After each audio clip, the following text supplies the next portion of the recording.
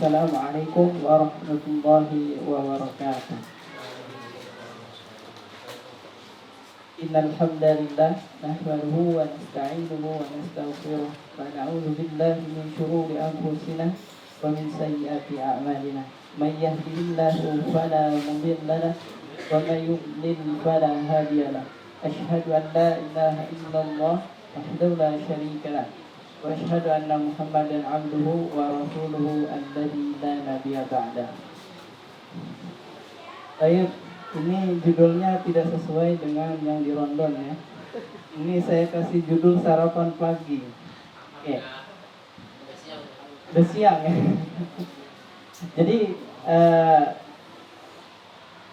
kita ini sebagai manusia terdiri dari dua hal. Yang pertama adalah jasad. Bagaimana jasad kita membutuhkan sarapan, ya, membutuhkan makan supaya bisa bertahan dalam kehidupan yang keras ini ya, dan dalam menghadapi setiap cobaan. Begitu juga yang kedua, bagian yang kedua dari manusia itu adalah ruh. Nah, ruh ini juga butuh makan. Jadi kalau tidak makan, maka ruh kita bisa sakit. Kalau sakit, ya bisa saja sampai mati, ya, ruhnya. Nah, makanya jangan heran ada manusia yang berjalan di muka bumi ini, tapi dia seperti mayat hidup.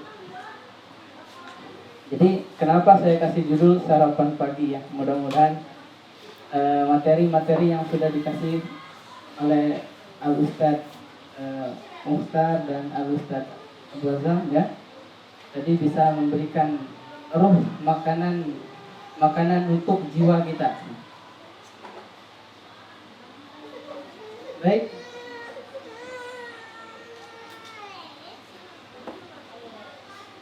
kita mulai dari hadis ya, yang tadi sudah disampaikan sebenarnya oleh Al-Ustadz Al-Fadil Abu Abdurrahman ya. Khairukum man ta'allama al-Qur'an wa 'allamahu. Sebaik-baik kalian adalah yang mempelajari Al-Qur'an dan mengajarkannya. Dari hadis ini ya, kita dapat mengambil pelajaran bahwasanya ya, orang-orang yang terbaik itu adalah orang-orang yang pembelajar. Orang-orang yang tidak pernah merasa puas dengan ilmunya. Orang-orang yang selalu merasa dirinya bodoh. Kita tidak akan pernah menemui orang-orang yang hebat ya, itu orang yang malas belajar, tidak ada. Jadi itu yang pertama. Kemudian yang kedua ya, bahwasanya kebaikan itu dimulai dengan belajar. Sebagaimana Nabi SAW diperintahkan oleh Allah Ta'ala, hal pertama kali yang diperintahkan oleh Allah Ta'ala sebelum memulai dakwah apa? Berilmu. Sebagaimana tafsir Quran surat Al-Alaq, Iqra bismi rabbikal ladzi khalaq. Hal pertama yang diperintahkan sebelum memulai dakwah itu dimulai dengan apa namanya? Ilmu, dengan belajar. Maka tidak ada sesuatu hal yang kalau kita menginginkan kebaikan di dalam hal tersebut, melainkan kita harus memulai dari mempelajarinya ya.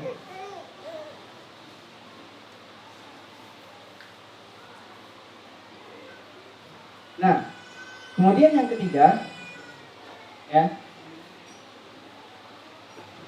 bahwasanya taklim atau pendidikan ya, atau pembelajaran adalah satu-satunya cara untuk membuat umat kita ini menjadi baik. Tidak ada cara lain. harus dimulai dari pembelajaran. Kalau tidak belajar, ya sulit. Nah, jadi seperti itu, dan mudah-mudahan semua kita yang di sini bisa menjadi orang-orang yang pembelajar dimanapun berada. Dr. Adian Husaini pernah berkata di dalam sebuah seminar di Bandung. Beliau salah satu penulis ya, yang cukup terkenal di Indonesia ya. Beliau mengatakan seperti ini. Tidak masalah seseorang itu putus sekolah. Ya. Tidak masalah antum tidak sampai beres SMP, tidak sampai beres SMA, tidak sampai beres di RKS Al-Basiro misalnya. Tidak masalah. Yang akan menjadi masalah besar adalah tatkala dia berhenti belajar. Seseorang yang putus sekolah, kalau dia terus belajar, itu bukan sesuatu hal yang besar. Tapi seseorang walaupun dia berada di sekolah, walaupun beliau berada di universitas, tapi kalau berhenti belajar, maka tamatlah riwayatnya.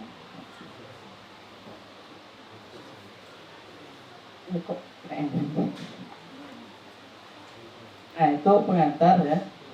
Nah, di sini ya materi kemarin itu kita berdiskusi dengan Ustadz Abu Ayyub ya, kemudian Ustadz Abu Abdurrahman, Ustadz Abu Azam ya. Jadi kemarin saya itu sedih ya. Soalnya saya tidak megang halaqah lagi. Saya dialih tugaskan kemarin dari memegang halaqah kemudian kembali ke menguji. Nah, ini berat sebenarnya. Dan juga sebagai bagian pendidikan diminta oleh Ustaz Abu Ayyub untuk mengembangkan pendidikan di sini ya. Nah, jadi khususnya di Ikhwan. Nah, ini hal yang sangat besar dan butuh tenaga dan butuh juga pemikiran. Bukan hal yang bukan hal yang remeh. Jadi menanggapi hal itu, saya presentasi kemarin sama Ustaz Abu Ayyub, sama Ustaz Abu Abdurrahman, sama Ustaz Abu Azam tentang kondisi di sini, tentang permasalahan-permasalahan yang ada di sini. Permasalahan yang ada di sini itu berkutat di 3 hal ini. Pertama, motivasi, kemudian masalah tahsin, kemudian tahfidz.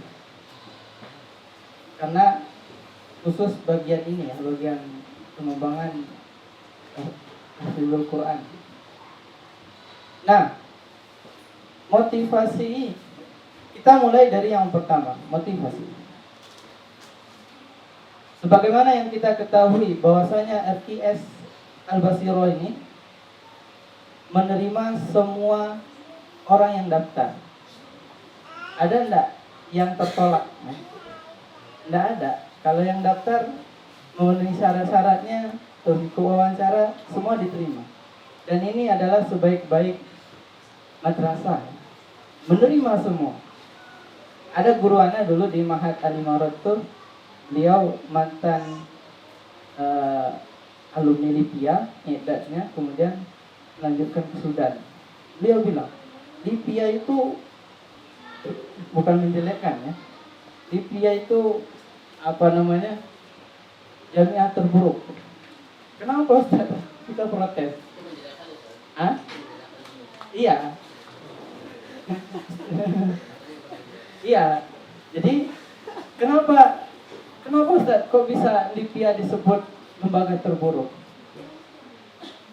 Karena gini kata beliau, Lipia itu hanya menerima yang pintar-pintar saja, yang hafalannya bagus, yang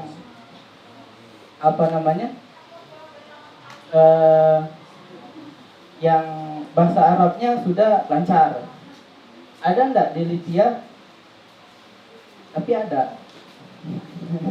Yang diterima yang hancur-hancur ada, tapi itu enggak semua ya, paling satu atau dua. Makanya beliau bilang seperti itu. Karena kalau yang terbaik itu seperti mahat kita ini, itu untuk membesarkan hati kita aja sebenarnya. Menghibur. Kenapa demikian? Ya, karena mahat kita ini nerima semua santri, dari yang tidak bisa bahasa Arab, mau yang hancur gimana, diterima semua. Dan itulah Rasulullah kan.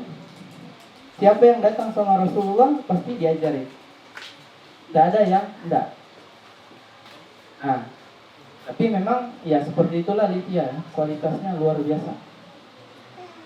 Karena memang isinya itu tadi, orang-orang terbaik di seluruh Nusantara masuk ke sana. Ya pasti baik lah.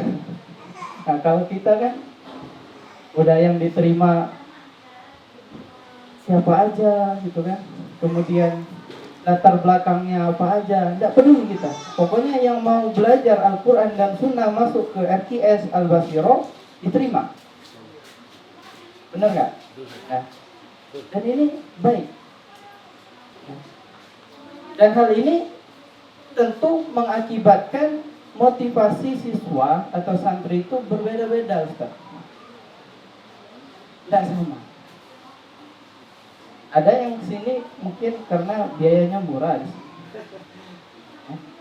Ada yang masuk RKS ini mungkin karena ada beasiswa supaya gratis.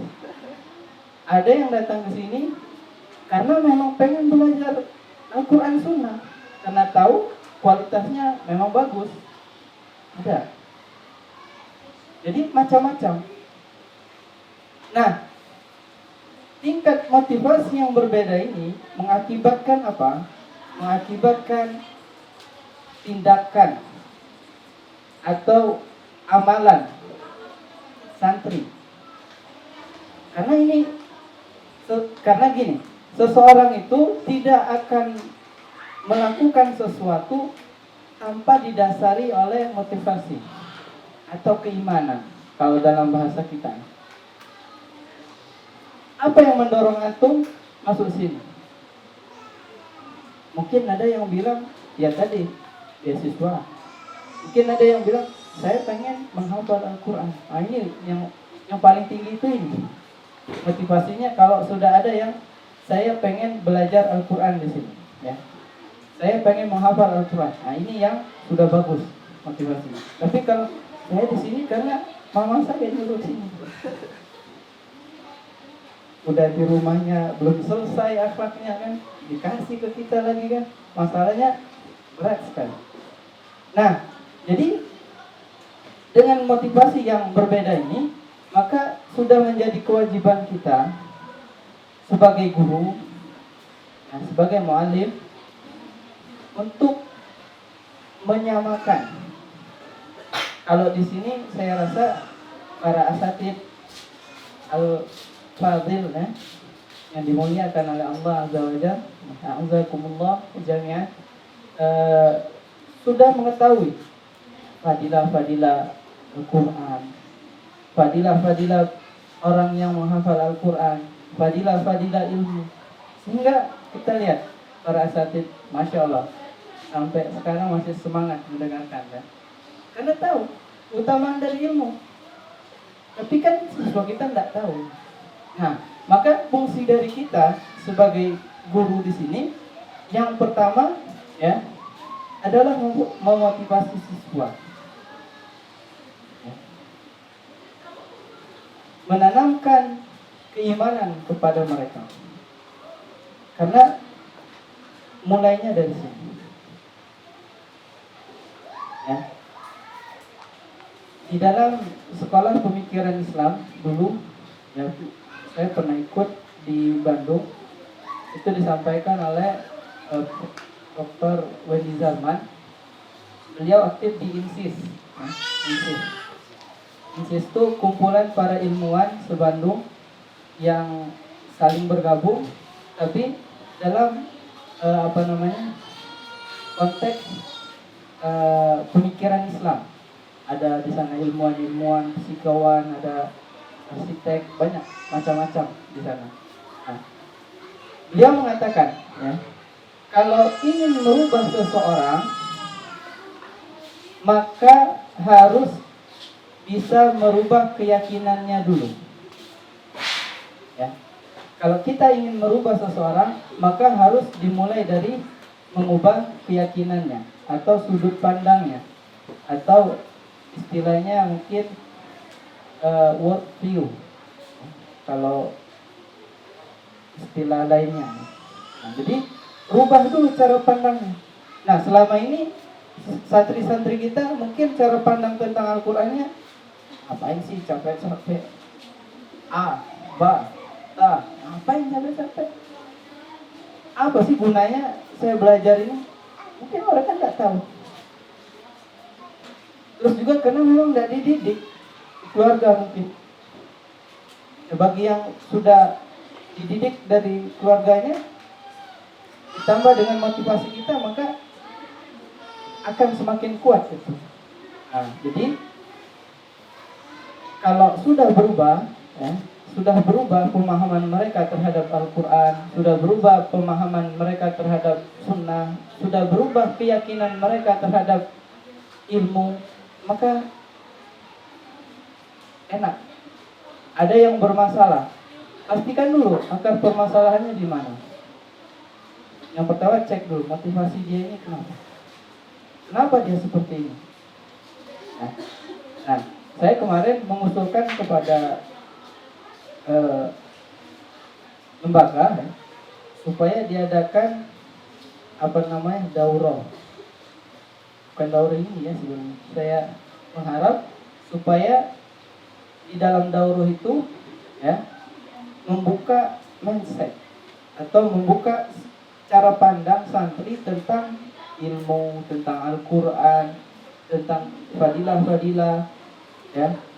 Seseorang kalau sudah mengetahui sesuatu itu memiliki manfaat, dia akan semangat. Tapi kalau dia tidak tahu dan tidak paham itu manfaat, maka tidak ada nilainya baginya. Ya. Bagi kita menghafal Al-Quran adalah pekerjaan mulia. Tapi bagi orang-orang kafir yang keyakinannya meyakini bahwa Al-Quran itu tidak ada apa-apanya, lain capek-capek. Nah, jadi perlu daurah, saya sarankan kemarin. Nah, makanya mungkin ini untuk menindaklanjutinya, maka ini ada daurah ini. Nah, itu pertama motivasi. Motivasi itu ada dua. Ada motivasi yang berasal dari diri kita. Kemudian yang kedua ada motivasi yang berasal dari luar kita. Motivasi yang datang dari diri kita ini adalah motivasi yang paling bagus. Ya. Misal santri baca Quran karena dia termotivasi untuk mendapatkan balasan dari Allah, untuk mendapatkan pahala dari Allah. Ini bagus sekali. Tapi ada juga motifnya yang kedua adalah santri baca karena takut diikop oleh ustaz. Ada. Nah, ini yang tahapan yang kedua. Nah, fungsi motivasi ini adalah karena kita sebagai guru, kita tidak mungkin masuk dan menyatu di dalam diri siswa kita, tidak mungkin. Tidak bisa. Tapi kita bisa mempengaruhi, ya, mempengaruhi keyakinan, keimanan dari santri kita. Nah, jadi kita ini sebagai pemicu supaya timbul motivasi yang berasal dari diri sendiri, ya.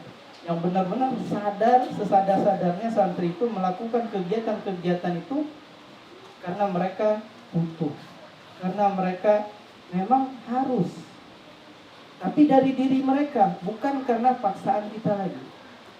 Nah, ini yang kita harapkan. Ini masalah yang pertama, masalah motivasi. Jadi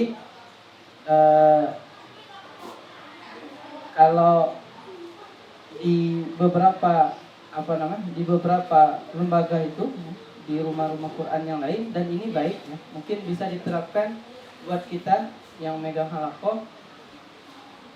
Sebelum memulai pelajaran, mereka menyiapkan santrinya secara kondusif. Kemudian setelah kondusif baru masuk memberikan motivasi, belum ngajar. Memberikan motivasi, memberikan semangat, memberikan nasihat, atau bisa tadi seperti memberikan kisah ya. Apapun itu, intinya untuk membuat santri kita itu menjadi lebih semangat, menjadi lebih perhatian, menjadi lebih peduli, menjadi lebih menghargai, menjadi lebih beradab.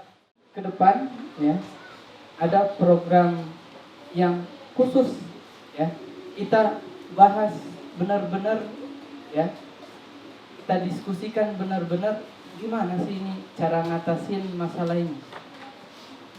Seperti misalkan tadi motivasi yang benar, ini cara nanaminya seperti apa, cara numbuhin motivasi anak-anak ini seperti apa, teknik-tekniknya harus seperti apa ya. Kemudian misalkan cara ngebenerin bacaan anak-anak seperti apa, cara nguatin hafalan seperti apa. Nah ini perlu kita pelajari. Kalau perlu kita memang datangkan orang-orang yang punya metode-metode itu. Metode semudah tersenyum, siapa itu ustadznya, kita panggil, kita belajar dari beliau. Gimana senyum aja bisa hafal gitu. Apalagi baca Quran, senyum aja bisa hafal. Kita datangkan atau kita pelajari di internet atau gimana caranya supaya teknik-teknik menghafalnya bisa kita adopsi ya. Karena gini, bagi seorang guru ya, pemahaman materi itu penting. Lebih penting lagi pemahaman tentang metodologi, menguasai metode ya. Seorang guru yang mempunyai metodologi dalam belajar, dalam mengajarkan, dia akan bisa menyampaikan ilmunya dengan baik. Kalau kita paham, kita punya metode, ini bagus. Tapi yang lebih penting daripada itu adalah ruh guru, jiwa kita. Nah, kalau kita punya jiwa, ya, punya ruh, itu akan terpancar, insya Allah, akan terbagi dengan santri kita. Nah, jadi mungkin itu saja yang perlu kami sampaikan. Ya, mudah-mudahan ke depan bisa lebih mengerucut lagi, lebih kita perdalam lagi masalah 3 hal ini ya, di dalam pembinaan ya. Sebelum Ana tutup ya, Ana ingat sama perkataan Ustaz Abu Azam kemarin kalau kita diskusi. Santri itu butuh dimotivasi, betul. Tapi yang lebih butuh untuk motivasi itu sebenarnya kita. Karena kita adalah yang ngajarin orang. Apalagi ya, antum ya, para musyrif atau yang pegang halaqah, itu ujung tombaknya ujung tombaknya RQS. Baik dan tidaknya anak-anak di sini ada di tangan antum ya, bismillah. Jadi kalau kita sendiri sebagai guru motivasinya kurang, bagaimana dengan murid? Nah, jadi mungkin seperti itu ya. Mudah-mudahan yang sedikit ini bisa bermanfaat, dan lebih dan kurang kami mohon maaf. Wabillahi taufiq wal hidayah. Barakallahu fikum. Assalamualaikum warahmatullahi wabarakatuh.